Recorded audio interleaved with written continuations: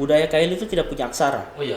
Jadi kita itu kaya di budaya tutur. Kelemahan budaya tutur, kalau dia kurang dikurangi, kalau dia lebih dilebihkan. Tidak ada yang pas. Kedua, ingatan manusia yang terbatas, orang-orang tua kita akhirnya hanya diturunkan. Sebenarnya orang Kaili itu mewariskan ingatannya itu terlalu eksklusif kalau menurut saya.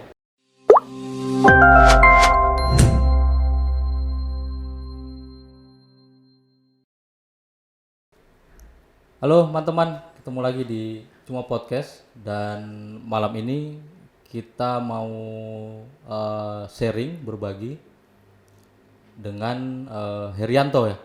Iya, boleh Herianto, boleh Anto, boleh Heri. Sama Kita berarti. Saya Rizanto. Ya Herianto, kita mau sharing soal apa ya, komunitas historia, komunitas sejarah yang kalau saya pribadi sih lihatnya banyak ini ya, kurasi-kurasi sejarah-sejarah itu. Dan sekali lagi secara pribadi walaupun mungkin sudah lama toh yang teman-teman kurasi-kurasi 2015. 2015. Nah, Agustus. tapi kalau saya pribadi lihat memang momentum saya pribadi sadar bahwa belajar sejarah itu penting ketika gempa. Iya. Jadi trigger. Jadi trigger. Seperti misalnya teman-teman historia, seingat saya pernah buat catatan atau cerita soal Teluk Palu misalnya. Kalau dibandingkan sekarang lebih atau sebelum gempa itu lebih padat gitu dibanding dulu. Akhirnya waktu gempa dan tsunami itu kita jadi sadar gitu bahwa ruang itu dulu memang tidak ada pemukiman gitu ya. Dan itu akhirnya memang sampai pada titik jadi bahan diskusi dan bahan pengambil kebijakan gitu toh ya. Iya, kira-kira. Menarik. Nah, toh mau tahu cerita sedikit soal komunitas itu sebenarnya semangatnya apa dibentuk gitu? Ini kalau bicara semangat, ini semangat 45. kan apa ya, unik gitu kan. Iya. Tidak sembarang orang punya passion Siap. untuk mencari cerita, bahkan sampai saya lihat sampai detail sekali malah saya lihat seperti detektif atau peneliti. Seperti apa Tok dulu Tok? Saya panggilnya Mas Heri, atau Mas? Siap, salah. Sebenarnya kita ini kan berdiri di 2015 Agustus tanggal 1. Tapi sebelumnya itu teman-teman ada sekitar 10 sampai 15 orang itu sering bertemu dan diskusi sekaitan tentang sejarah Kota Palu. Sebenarnya berawal dari kegelisahan, simpel saja sebenarnya. Kita seperti saya di luar kan, pernah di luar berapa tahun di luar. Ada juga teman-teman yang cuma Di luar itu di mana? Di luar kota, di luar Sulawesi lah, di Jawa lah. Iya. Nah kita di sana, dorang lebih paham semua, kita punya daerah tuh. Nah kita balik, akhirnya bersepakat bahwa tidak, kita ini harus memulai dari pengetahuan kita, lokalitas kita.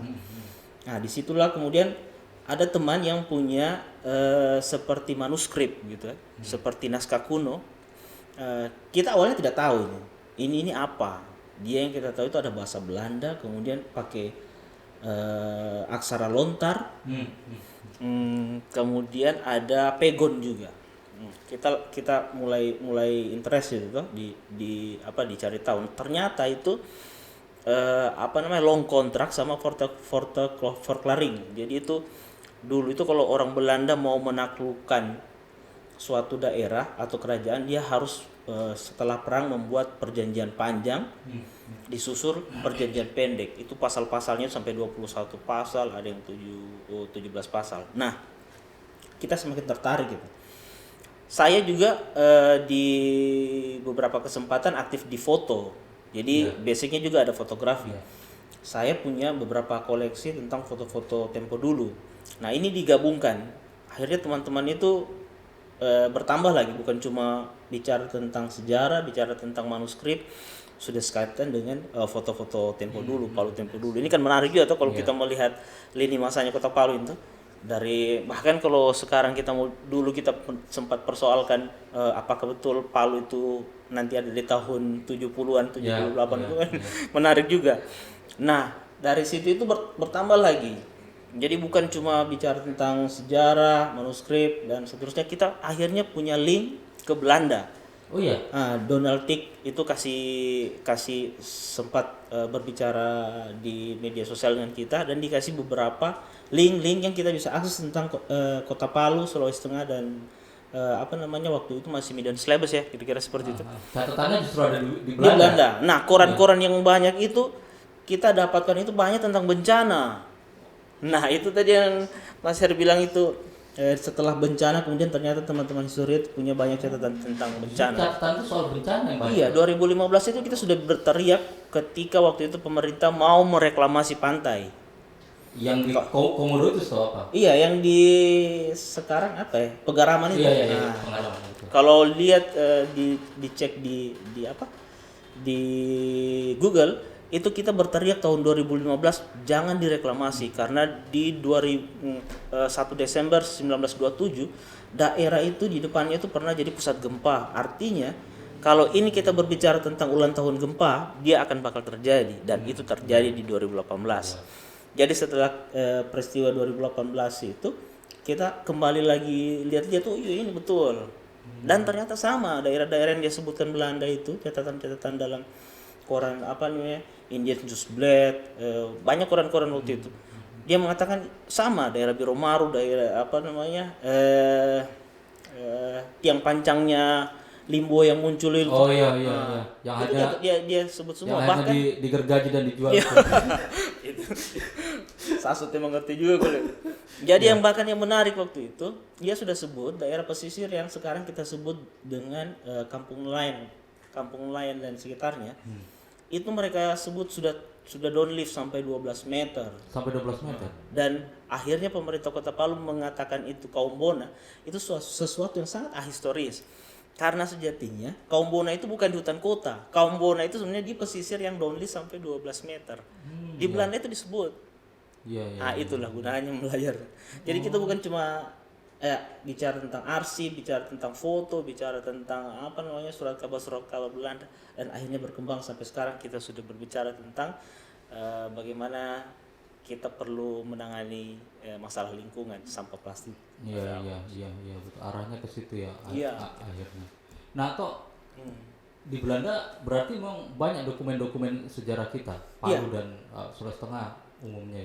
Kalau kita mau jujur ya, Belanda itu kan sebelum menaklukkan kita dia mengirimkan orangnya, etnograf tuh. Ada Kruit, ada Kaudern, ada siapa lah kira-kira. Itu rata-rata tahun berapa? Sarasin. Yang didapat? Yang kita dapat itu ada di abad ke-19 berarti 1800-an. Kita kan ditaklukkan secara 1888. Tapi sebelumnya itu sudah ada kerjasama dagang. Waktu itu masih VOC itu. Tapi setelah VOC runtuh, kita baru buat seperti perjanjian panjang dengan Kerajaan Palu buat menandatangani perjanjian panjang dengan Belanda yang disebut long kontrak itu di 1888 bulan Mei. Iya. Bulan ini. Oh iya. Sudah lewat ya Juni. Lewat momen kita. Nah, akhirnya dengan interaksi dengan kawannya dari Belanda itu akhirnya gimana? Semakin jadi banyak hal-hal baru yang awalnya kan kita cuma kena yang Kolonialik KITLV itu Inders KITLV kan waktu itu kan masih tak kenal. Ternyata di Belanda itu negara yang pengarsipannya paling bagus kalau menurut saya. Apa-apa yang kemudian kita tidak dapat di sini bukan cuma dalam bentuk visual foto. Yeah. Bahkan Kaudern itu bawa ke sana itu sekitar 3.000 benda, 3.000 barang yang dia bawa ketika dia melakukan ekspedisi 19 sampai 20-an. Dia bawa pulang itu benda-benda, bukan cuma foto di sana. Ya, dan sekarang kalau bisa kita lihat di NMVW banyak link-link yang bisa dibuka. Bahkan Belanda kan kemudian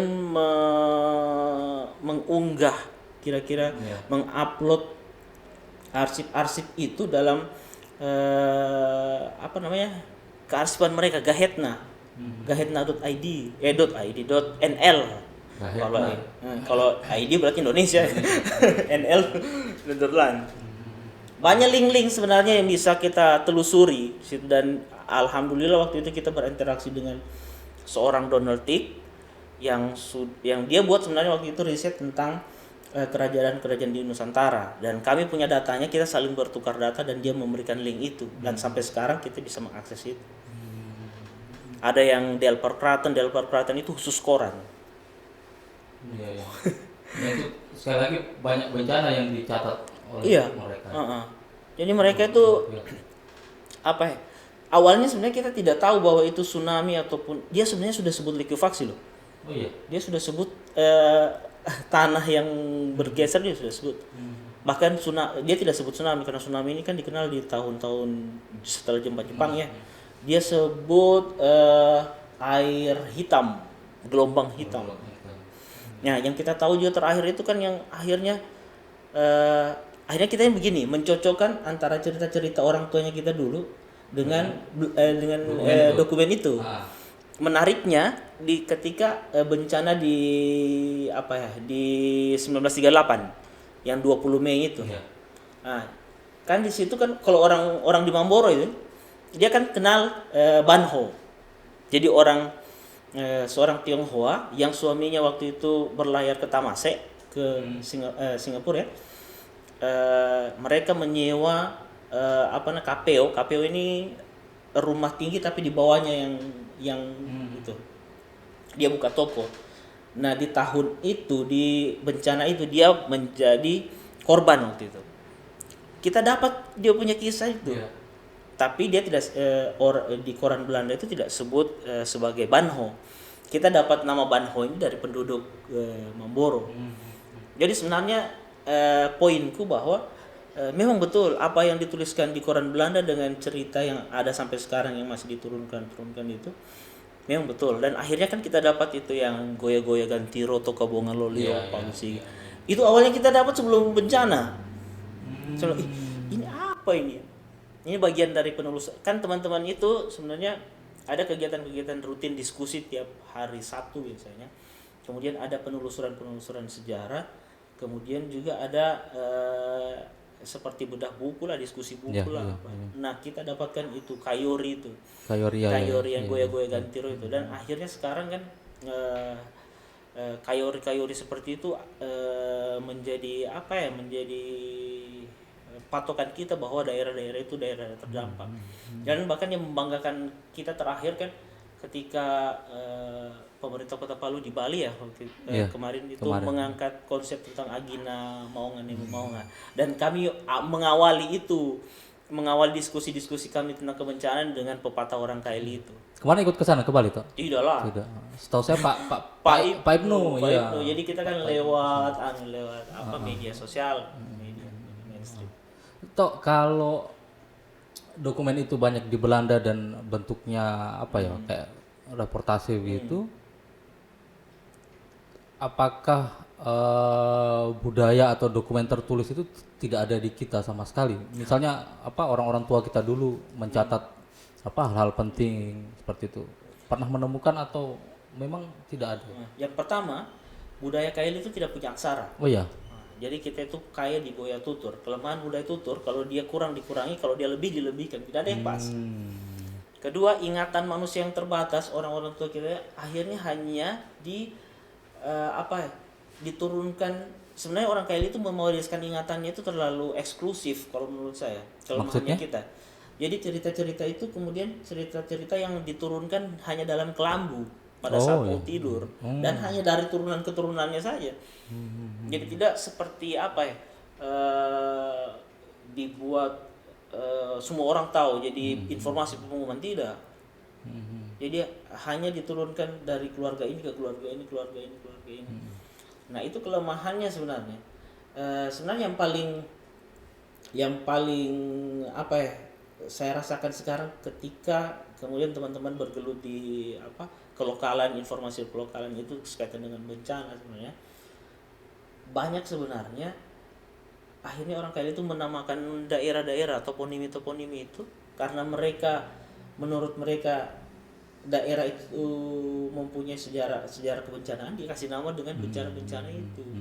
Nah, itu yang kita tidak mahfum sekarang. Maksudnya kita mungkin tahu, akhirnya pemerintah itu mengubah nama itu. Padahal nama itu sebenarnya nama yang diberikan karena ketika ada peristiwa di situ. Iya, iya, iya, iya, iya. Justru yang paling banyak itu kan sebenarnya di Sigi gitu. Iya, Rogo, Bangga. Betul, yang kita lihat sekarang daerah-daerah itu daerah-daerah yang apa namanya sekarang iya ya. langganan bencana lah. Sampai saya ingat teman-teman Historia pernah apa ya protes barangkali itu ya. Waktu di mana di Huntap Tondo yang dikasih nama pejabat. Ya saya setuju sih. Buat apa itu? Tidak punya arti dan Iya, saya kalau yang itu sebenarnya terlepas dari kita sebenarnya tidak mau masuk ke politik, kita bukan ke politiknya siapa beliau. Toh juga akhirnya kan setelah kita cari tahu seorang jaksa agung yang belum menjadi siapa-siapa kan. betul. Hanya karena waktu itu bergandeng hari kejaksaan. Nah, sebenarnya orang-orang Kaili itu kan karakternya karena mereka tidak mengenal aksara, kemudian menamakan daerah itu, jalan-jalan itu juga dengan tokoh di situ, kemudian vegetasi yang paling banyak di situ seperti Talise, Kalantaro dan seterusnya kan. Dan juga kejadian-kejadian yang pernah terjadi sebenarnya di situ. Nah, kejadian-kejadian itu pada umumnya adalah bencana di Tompe, iya, betul, itu kan. Dan pasca 2018 kita baru benar-benar sadar gitu. Sadar. Itu penting untuk lihat sejarah itu. Tapi sebenarnya ada satu hal yang di awal-awal bencana ketika kita sering diskusi yang kami ini akhirnya menjadi mungkin asumsi ya masih atau hipotesis lah. Beberapa daerah yang menurut kami kampung-kampung tua itu kan akhirnya kampung-kampung yang apa ya yang patut dipertimbangkan untuk menjadi titik kumpul. Ya. Secara ya kita menyebutnya lah mitigasi berbasis kearifan lokal. Contoh yang paling dekat itu adalah makam Poenggari di Besusu. Ketika apa namanya ya 2018 itu tsunami itu kan tidak sampai ke situ, padahal cuma berapa ratus meter. Yang di Undata itu? Iya, di Undata itu. Iya. Cuma sampai di tidak sampai ke kantor. Betul. Situ. Makamnya di situ. Nah, itu kampung tua. Dan ternyata perkampungan itu perkampungan yang sudah digeser berapa kali. Digeser dari rumah sakit mata itu dan akhirnya di situ di makam itu. Digeser karena ada peristiwa bencana itu. Saya yakin itu karena bencana. Bisa jadi. Nah, kalau teman-teman berarti karena dia komunitas, basicnya macam-macam ya, gitu. Kita ini kan organisasi tanpa bentuk. Bahkan kita bersepakat sebenarnya di Historia Sulawesi Tengah itu tidak mau untuk melegalkan diri. Bukan gitu. Tidak bisa, tapi tidak mau. Jadi kayak lembaga riset kayak begitu. Kita tidak sampai ke situ sebenarnya. Kenapa tuh? Mau dibilang idealisme mungkin idealisme ya. Tapi di luar itu, jadi teman-teman yang seperti ada kawan yang di kearsipan, ada di jurnalis juga, ada yang di wirausaha juga, ada yang di macam-macam lah basicnya. Mereka itu tidak, menurut mereka ketika melegalkan diri kita berada di bawah telunjuk pemerintah, karena ada undang-undang yang harus dipatuhi di situ, undang-undang ormas kira-kira seperti itu. Nah, untuk meyakinkan, walaupun itu akhirnya akan banyak berbeda pendapat, berselang sengketa pendapat toh, tapi akhirnya yang paling dominan itu adalah kita tidak usahlah pakai struktur organisasi, kita hanya ada koordinator. Jadi saya sebenarnya hanya koordinator. Koordinator. Jadi ketika ada kegiatan-kegiatan ya kita urus sama-sama. Siapa yang tidak berkesempatan ya tidak ada ikatan-ikatannya. Jadi siapapun juga kalau masih gabung di sini, ayo diskusi saja. Saya penikmat saja toh. Iya, saya suka baca itu di Facebook kayak begitu tuh. Tapi hebatnya teman-teman Historia itu hasil kajian atau temuan-temuan sejarahnya itu paling tidak di kalangan kita ya, kalangan teman-teman jurnalis itu punya otoritatif itu maksudnya ya kalau Historia yang kasih keluar ya betul gitu. Jadi biasa jadi rujukan teman-teman sampai segitunya loh sekarang itu toh. Hebatnya. saya bersyukur juga sebenarnya akhirnya kan punya terhubung dengan banyak teman-teman toh di Pewarta juga. Eh, Gini, kalau bicara tentang brand histori sebenarnya sudah ada di nasional. Iya. Ada itu komunitas histori Indonesia punyanya Kang Asep. Kemudian ada juga di history.id tuh. Oh iya, iya, iya, iya. Kan akhirnya history ini tidak bisa dipatenkan karena memang kata yang tidak bisa dipatenkan. Maksudnya dia tidak bisa jadi brand bahwa ini punyanya siapa. Kami di 2016-2017 itu pernah dihubungi Kang Asep kembali yang dari Historia Indonesia. Tapi lagi-lagi memang idealisme kami bersepakat bahwa kita tidak mau terikat dengan ADART-nya siapa. Kita tidak mau diatur siapa-siapa, ya kita. Tapi kalau umpamanya kita mau kerjasama dalam bentuk diskusi atau narasumber atau apa, atau mungkin teman-teman mau dijadikan enumerator, ya silakan, monggo. Jadi kita tetap dengan idealismenya yang organisasi tanpa bentuk. Tapi Mas Her, yang saya ingin katakan juga, saya syukuri bahwa akhirnya teman-teman dengan organisasi tanpa bentuk itu men-trigger teman-teman yang lain yang sekarang kan sudah banyak komunitas-komunitas pemerhati sejarah ya di sini yang awalnya bergabung dengan kita hanya karena berbeda pandangan mungkin mendirikan organisasi lain. Tapi saya syukuri itu, bukan saya saya kecam, tidak. Saya mensyukuri, artinya kesadaran kita tentang kelokalitas kita, tentang sejarahnya kita, itu berhasil kami bangun di teman-teman orang-orang muda. Bahkan kan sekarang kan, kalau dulu kita itu kan sampai banyak masuk ke banyak aspek ya, sampai ke gumanya, sampai ke cerita rakyat. Kan sekarang kan teman-teman sudah ada yang pusaka, berbicara lain, berbicara tentang cerita rakyat lain, berbicara tentang arsip-arsip lain. Jadi sudah lebih terspesifik lah kira-kira seperti itu.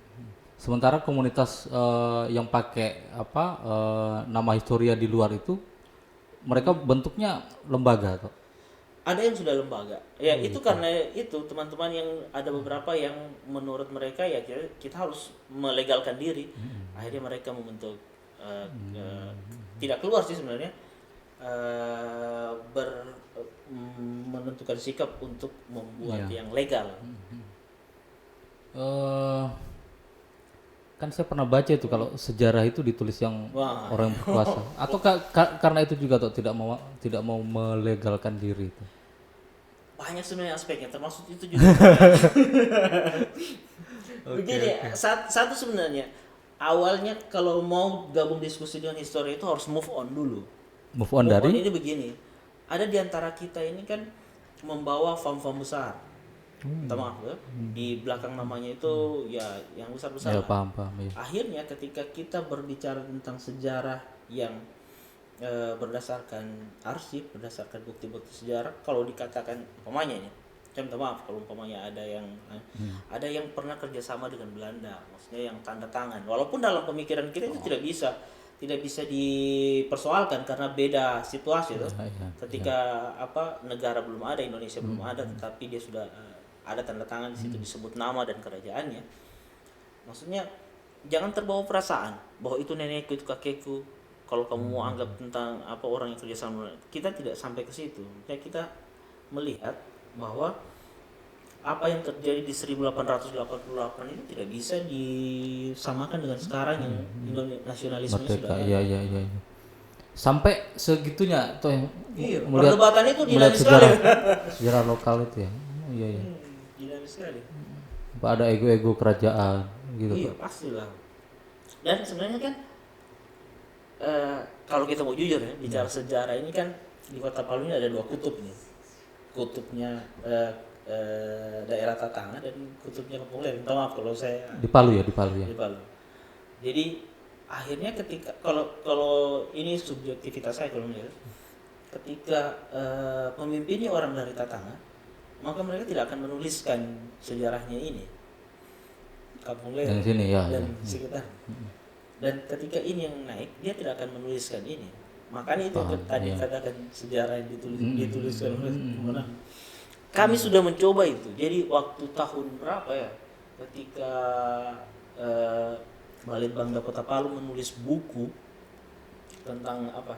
Tentang kerajaan-kerajaan itu, saya di forum itu bilang begini, hal yang paling utama kita lakukan sekarang adalah rekonsiliasi sejarah, rekonsiliasi akar rumput. Kita harus belajar dari Sulawesi Selatan, bagaimana Goa dan Bone itu Rekonsiliasi. dia bisa berdamai dengan sejarahnya. Arum Palaka Iya, segala macam Palaka gitu ya. dan Sultan Hasanuddin. Nah, itu yang belum terjadi dari kita. Saya paham sih ketika ada tokoh-tokoh di zaman itu yang kemudian bersumpah yang berapa turunan gitu. Akhirnya kita dan teman-teman itu berhitung ini sudah turunan keberapa? 2 turunan lagi baru bisa. Seperti itu. Maksudnya mungkin diturunkan pesan, jangan berhubungan, jangan menikah, jangan apa dengan ini. Ini kalau itu saya katakan tadi, sejarah Kota Palu ini punya 2 kutub.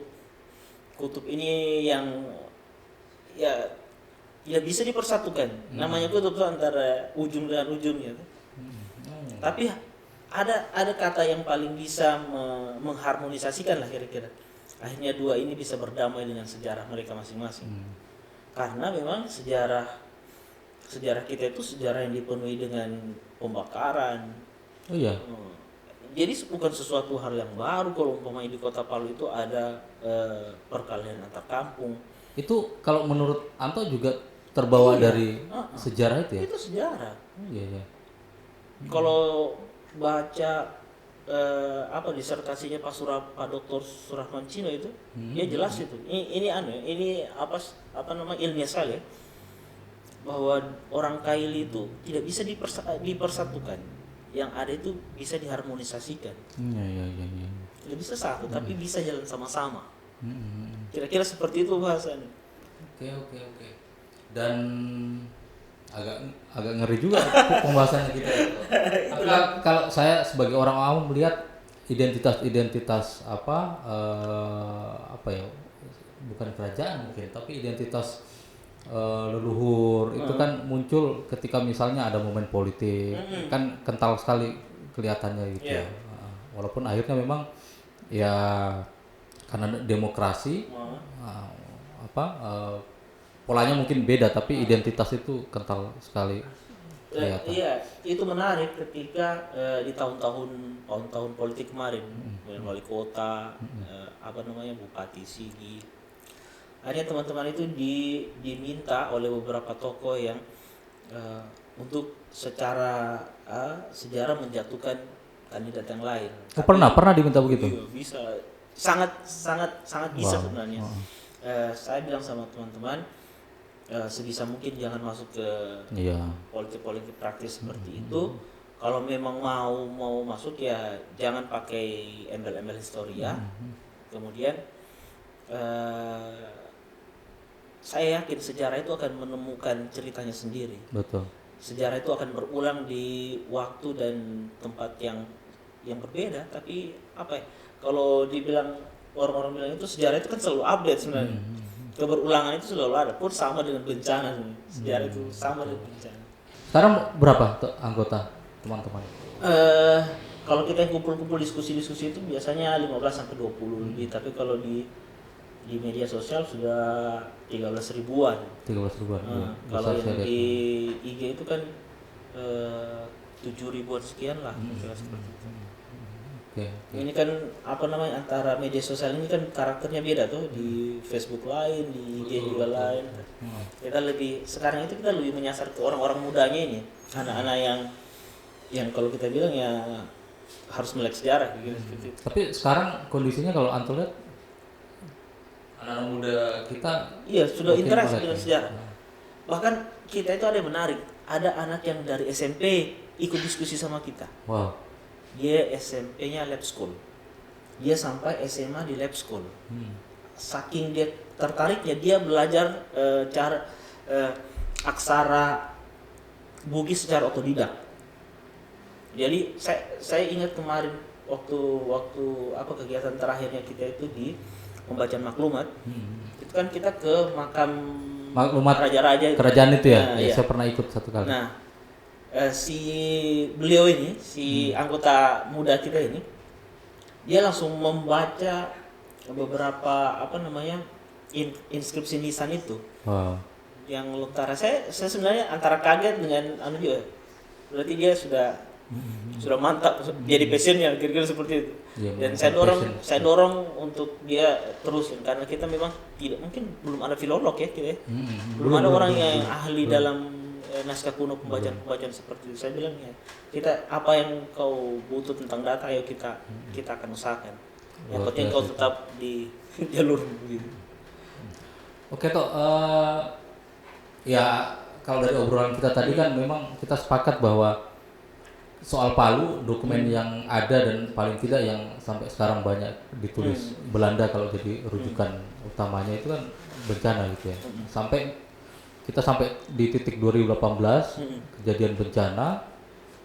Lalu kalau Anto lihat dari situ apakah hasrat untuk melihat kembali sejarah-sejarah lama itu Iya. makin bagus atau seperti apa toh? Di beberapa kesempatan juga maksudnya saya akhirnya protes juga sebenarnya. Begini, data-data kebencanaannya kita, maksudnya yang di dokumen-dokumen BPBD, BNPB, itu sebenarnya kalau kita lihat itu banyak missnya. Miss maksudnya? Ada data-data yang menurut teman-teman itu terjadi gempa di 1907, 09, 10, 27, 38 dan seterusnya itu. Justru di dokumen-dokumen negara itu tidak ada. Saya pernah protes itu waktu itu saya jadi pesertanya di SDM. Saya bilang ke orang SDM, teman-teman ini punya banyak data. Ayo kita berbagi data. Kalau memang ini tidak betul, ayo kita challenge datanya. Dan mereka tidak mau. Maksudku, saya bukan untuk mempertahankan data yang teman-teman di Historia, bukan. Maksudnya ini kan tentang keberulangan bencana ini. Kalau kita sekarang saja mau berbicara bencana, itu tidak mungkin terjadi dalam 1-2 tahun, siklusnya siklus ratusan tahun. 27 sampai 38 itu berapa tahun coba? Iya, sedikit rentangnya itu. Itu. Nah, saya maksudku data-data seperti itu harusnya kalau tidak masuk ke dokumen negara, kalau itu memang harus paling tidak kita harus buat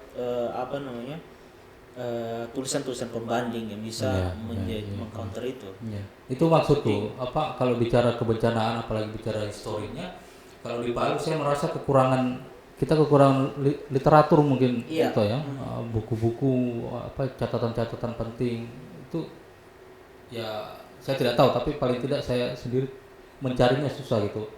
Nah, karena alasan itu di teman-teman jurnalis, teman-teman historia jadi otoritatif gitu. Kalau buat berita misalnya tulisan soal bencana, teman-teman historia boleh jadi narasumber gitu ya. Kira seperti itulah. Oke, itu masih soal bencana, kayaknya menarik kalau bicara soal sejarah bencana. Sekarang kan sudah terjadi 2018 itu. Sekarang PR kita semua untuk tetap ingat bahwa itu adalah sejarah penting kita. Apa itu toh yang bisa kita lakukan? Gini, kita semua sudah paham bahwa daerah ini memang bukan daerah yang cocok untuk ditinggal ya. Lembah ini bukan untuk tinggal. Bahkan orang tuanya kita dulu itu tinggalnya di punggungan begitu. Nah, ketika kita memilih untuk tinggal, tentunya kita harus punya basic mitigasi yang bagus. Adaptasi juga. Adaptif lah. Adaptif. Nah, salah satu sebenarnya yang bisa guidance kita untuk menjadi adaptif itu adalah arsip-arsip itu. Kita akan tahu di mana daerah-daerah yang waktu itu yang memungkinkan untuk menjadi titik kumpul, di mana jalur evakuasinya. Kemudian sebenarnya bukan cuma bencana yang kita alami 2018 kemarin. Daerah ini kan daerah yang ketika kering dia kering, ketika hujan dia akan banyak air. Dan Karena itu mungkin dia selain itu kan orang-orang dulu kita sudah sebut, Mas ya. Dia sudah sebut salu dalam bahasa Kaili. Itu salu itu berarti aliran air yang kering tapi kalau hujan dia akan jadi banjir di situ. Nah, maksudnya pengetahuan lokalitas seperti itu harusnya masuk ke menjadi pelajaran. kurikulum lah kan? Kurikulum lah. Sudah itu atau belum? Sepengetahuanku sudah, tapi saya tidak tahu perkembangannya seperti apa. Nah, kalau memang belum sampai menjadi pelajaran,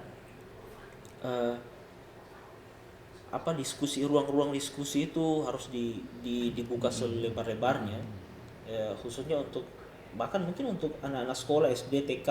Ini yang penting itu membangun pengetahuan tuh, mewariskan ingatan ke mereka itu dengan sering berinteraksi lah, kira-kira seperti itu. Termasuk melihat situs-situs kebencanaan Iya, itu yang penting sekali. Nah, kali ketika saya GU sekali waktu itu ketika mau operate itu mau dibongkar tuh. Nah, aduh, bagaimana ini tinggalan 2018 itu penting. Ketika si Palu Koro itu menampakkan diri di permukaan tanah tuh, dengan tinggalan-tinggalannya. Lantas ada kebijakan yang harus merobohkan itu. bekas jembatan 4 itu ya. Itu sama dengan menghapus ingatannya kita. Ya sudahlah, nanti tidak akan terulang lagi. Sesuatu yang Padahal keren itu kalau jadi semacam monumen gitu ya. Kita bisa ke sana dan ya artinya ya karena ada bentuk kita jadi ingatan kita masih kental gitu ya. Oh, berarti pernah ada sejarah. Dan potensi menjadi PAD kan sebenarnya. Betul. Jadi wisata kebencanaan. Sekarang malah kumuh sekali itu tuh. Tidak tahu mau dibuat apa. Atau itu lagi yang likuifaksi yang Petobo di Balaroa itu. Betul. Saya tidak tahu, tapi saya lihat memang posisi Historia sekarang, teman-teman Historia senang juga melihat teman-teman dijadikan bahan diskusi, dijadikan sampai misalnya tadi saya sebut jadi bahan pengambil kebijakan kayak begitu. Itu apakah sudah cukup atau ada pengetahuan lain yang harusnya bisa kita ketemu dengan banyak hal-hal yang baru. Maksudnya sampai di titik ini teman-teman itu masih menemukan sesuatu yang baru, masih banyak data-data terkait Sulawesi Tengah, Kota Palu ini di luar sana yang masih berserakan sebenarnya. Nah, di Belanda itu belum clear juga, maksudnya belum tuntas juga kita telusuri. Saya tertarik waktu itu ada pemerintah menganggarkan untuk ke Belanda dalam rangka mencari hal-hal yang itu. Dan nah ini prosesnya bukan ini G2G itu, negara dengan negara sebenarnya. Diplomasi kebudayaan, kalau bahasa gampangnya begini, kita ini punya banyak tinggalan, punya banyak arsip yang seharusnya beberapa kantor-kantor seperti Balai Cagar Budaya, BPCB itu yang harusnya berkantor di sini. Ini di Gorontalo sekarang ya, setauku. Diplomasi budaya pemerintah kita itu lemah sekali kalau menurut saya. Padahal potensi untuk itu besar sekali. Nah, seharusnya kita berpikir kantor-kantor itu sudah harus berkantor di sini. Kalaupun dia masih Sulutenggo, mungkin kantor duanya di sini, kantor lapangannya. Betul. Apalagi kan kalau konteks cagar budaya itu kita punya lore misalnya yang luar biasa itu toh. Jadi situs tertua, salah satu tertua lah di Indonesia itu. Yang itu juga saya cerita sama Pak Isam ya. Ya itu kendalanya memang belum jadi warisan dunia UNESCO itu ya. Padahal banyak sekali. Saya tidak tahu apa masalahnya. Padahal luar biasa itu kalau jadi itu. Kalau pemerintah sebenarnya mau, itu dari dulu sebenarnya kita ini sudah maju. Bayangkan saja kalau yang dari BPCB Gorontalo datang kemari kemudian meriset, melakukan penelitian, kita kan tidak dapat hasil risetnya. Oh iya betul. Kalau dia jadi buku, kita harus ke sana biasanya baru dapat bukunya. Saya berapa kali ke sana. Bahkan ada pengalaman yang kurang mengenakan sebenarnya, nanti saya off the record sih. Oke, siap. Itu menarik itu kalau bicara tinggalan-tinggalan sejarah di Sulawesi Tengah. Saya akhirnya tahu dari jalan-jalan ke beberapa tempat di Lore, Megalitikum itu ya. Karena tidak tertangani dengan baik, orang-orang situ juga tidak dapat manfaat. Karena tidak dapat manfaat, akhirnya pencurian kayak begitu ya. Dijual saja tuh. Iya, dijual. Bahkan dibilang ada harta karun digali uangnya. Aduh. Betul. Oke, Tok, tantangan ke depan apa, Tok, untuk teman-teman dan proses menyadarkan orang pentingnya sejarah itu? Kita berdamai dengan masa lalunya kita itu susah, itu tantangan sebenarnya. Kita berdamai dengan sejarahnya kita. Kemudian kalau dalam bahasa aku tadi yang rekonsiliasi akar rumput, rekonsiliasi sejarah kira-kira. Itu sebenarnya dari dulu kita impikan seperti itu. Jadi ketika kita bicara tentang sejarah di Kota Palu, jadi tidak ada lagi yang baku tusuk. Ini kan budaya tuh, siapa yang di atas kemudian ditusuk, siapa yang sampai jatuh. Dan itu sebenarnya kalau kita lihat yang menjadikan kita lama untuk jadi punya pahlawan nasional. Iya, termasuk itu. Iya, betul. Kalau kita mau jujur saya sekarang kan akhirnya pencalonan terakhir guru tua itu kan kemudian ada suara-suara sumbang juga. Saya beberapa kali dapat komentar-komentar yang kurang mengenakan, tapi bagi saya biasalah seperti itu. Kita ini kan bukan untuk kita tapi untuk daerah ini. Betul. Ya itu egonya itu, rekonsiliasi sejarah, rekonsiliasi akar rumput itu tantangannya paling besar sekali. Tapi maklumat menyatu ke NKRI tidak menyelesaikan masalah, toh? Itu sebenarnya juga kan sebenarnya itu pernah dibicarakan di 1992 sama Pak Rusdi Toana di itu kan.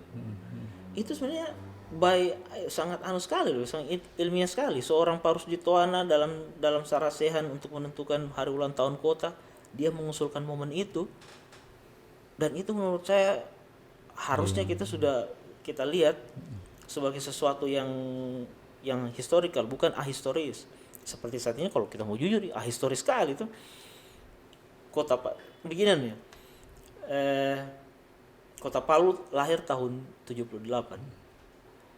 Di orang tuaku lahir sebelum itu. Iya. Lahir di Palu. Tapi nanti tahun 78 baru ada Kota Palu. Ini sangat ahistoris sekali.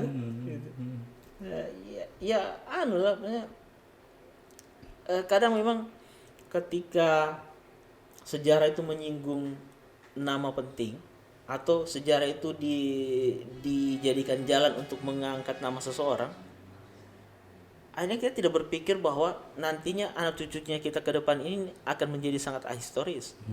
Ya kalau kita seperti sekarang ini tuh hanya karena momen tertentu, kemudian itu dijadikan momen ulang tahun kota, jadi momen ulang tahun provinsi, padahal ada momen sejarah yang sebelumnya yang bisa menjelaskan lebih punya nilai gitu ya, nilainya kuat gitu ketimbang proses administrasi dan lain-lain. Itu kadang-kadang terlalu ini biasanya. Oke, Tok, kayaknya setengah jam lebih ya. Ada pesan apa, Tok, untuk kita yang supaya mengingat sejarah? Kalau saya ini apa yang kita perbuat hari ini sebenarnya merupakan apa yang dilakukan oleh orang tua kita sebelumnya. Betul. Kalau kita ke depan lagi, apa yang kita lakukan hari ini akan menjadi catatan sejarah untuk generasi kita ke depan. Betul. Jadi berbuat yang baik-baik. Kalau kita tidak move on di masa lalu, paling tidak jangan buat masalah di masa ini supaya kita punya sejarah yang bagus supaya tidak jadi kontroversi di depan. Itu sih. Siap. Sebenarnya sama Anto banyak yang bisa kita obrolkan sebenarnya. Tapi nanti kita cari tema-tema lagi tuh. Oke, siap. Makasih, Tok. Oke, teman-teman, kita sudahi dulu. Nanti kita ketemu di tema-tema selanjutnya di Cuma Podcast.